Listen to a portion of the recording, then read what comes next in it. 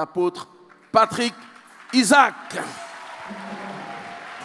Acclame plus fort que ça, afin que son onction soit libérée. Ce soir, je vais toucher 5 actions stratégiques pour l'impact maximal. Peuple de Dieu de la Côte d'Ivoire, nos prédicateurs ont fait un travail excellent à amener le peuple au Seigneur. Nous avons un taux très élevé d'Africains qui sont nés de nouveau. Nos prédicateurs ont prêché sur la sanctification et la sainteté. Nous avons prêché grandement sur la guérison, la délivrance et l'impartition prophétique. Nous avons certainement prêché sur le retour du Seigneur et atterrir au ciel. Mais malheureusement, nous n'avons pas préparé l'Église pour dominer sur la terre et radicalement avancer le royaume de Dieu dans les systèmes de la société. Le diable est en train de monopoliser les systèmes du monde et avancer l'agenda des ténèbres. La cupidité paralyse les affaires. Le gouvernement est sous l'emprise de la corruption et des sociétés secrètes. Les médias sont sous le contrôle des démons de mensonges et de l'exagération. L'humanisme s'est emparé de l'éducation. La luxure a pollué les arts et les divertissements. L'homosexualité et l'agenda transgendre frappent le noyau familial. Je vais annoncer à quelqu'un que ce n'est plus suffisant d'être prolifique entre les 4 murs d'un bâtiment appelé église, tabernacle ou temple.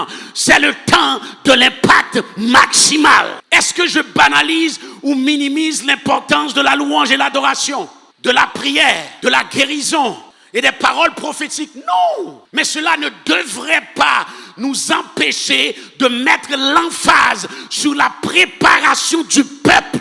Comprenez que l'impact maximal n'est pas un slogan, mais un objectif que tu dois viser. Je vais vous donner des actions pratiques pour atteindre l'impact maximal.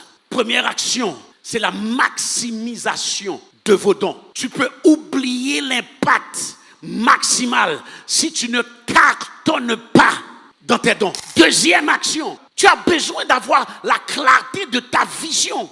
Tu n'as pas de vision, mais tu fonctionnes dans l'onction. Donc lorsqu'on lit Habakkuk 2, versets 2 et 3, 3 choses à remarquer. Il faut premièrement écrire ta vision. Tu ne peux pas avoir une vision dans ta tête. La vision doit être écrite. Donc écris la vision. Deuxièmement, qu'elle soit claire. Lorsque ta vision est claire, ça va accélérer les opportunités et les portes pour que tu atteignes cette vision que Dieu t'a donnée. Troisième clé, le plan d'action. Il ne suffit pas d'avoir une vision, mais il faut élaborer un plan d'action pour réaliser la vision. Une vision sans planification amènera la stagnation. Après que tu as établi ton plan d'action, tu dois passer dans ce que j'appelle l'implémentation. Qu'est-ce que le plan d'implémentation? Le calendrier de la mise en œuvre du plan d'action. Ça veut dire le plan d'action, tu l'as établi. A, B, C, D, E, F. Maintenant, j'entre l'implémentation. A, je me donne jusqu'à telle date pour le faire. À partir de cette date, je dois passer à l'étape B. Vous savez, c'est juste nous à l'église qui ne fait pas ça.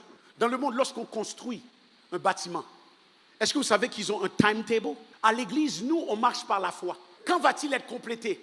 Lorsque Dieu voudra. C'est selon le projet de Dieu. Mon Dieu est fidèle. Est-ce que vous comprenez?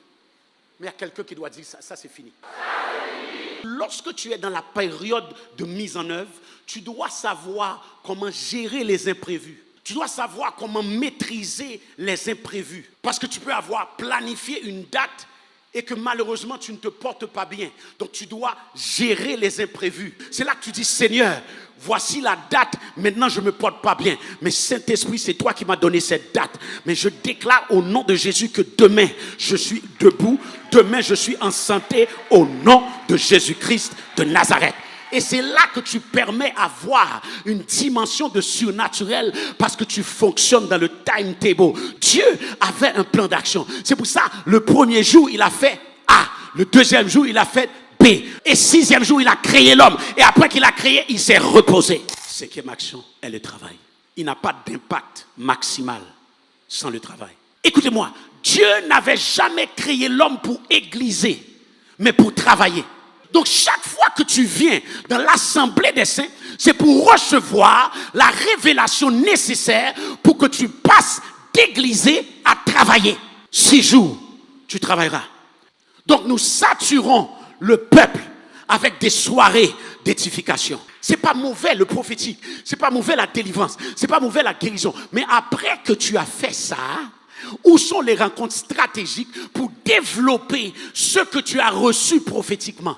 Pour développer les stratégies pour que ce que tu as reçu produise.